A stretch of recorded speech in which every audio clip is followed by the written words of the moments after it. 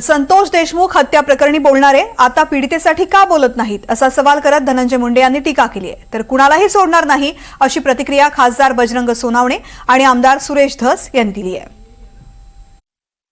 1 वर्षापासून तिचा लैंगिक अत्याचार चालू आहे याचा अर्थ हा या 2 व्यक्तीला आणि त्या मुलीलाच तो माहिती असा होत नसतो। 1 वर्ष ते 1 वर्ष कुणाला माहित होतं? त्या 1 वर्षात आणखी कुणावर लैंगिक अत्याचार झाले? या मुलीला कुणी यात ढकललं? या सगळ्या गोष्टी यायला नको। त्याच्याकडे पोलीस प्रशासन कुठे पाहत आहे? बघा, ही घटना जी आहे ती मानवतेला काळीमा फासणारी घटना आहे।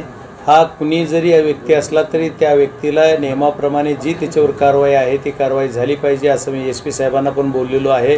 आणि मी जी घटना घडली त्याच्या दुसऱ्याच दिवशी मीडियासमोर येऊन बोललो आणि काही जण लोक म्हणतात की याच्यावर एकही राजकीय पुढारी बोलला नाही। आता त्यांचं दुर्भाग्य आमचं की त्यांना ती बघायलाच वेळ नाही।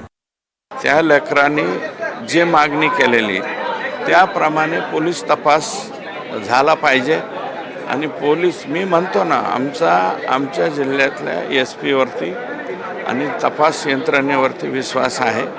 ते 100% योग्य तो तपास करतील आणि यातलं सत्य लवकरात लवकर बाहेर येईल आणि त्या आरोपींना जे आहे ती जास्तीत जास्त सजा त्या ठिकाणी झाली पाहिजे असं आमचं मत आहे।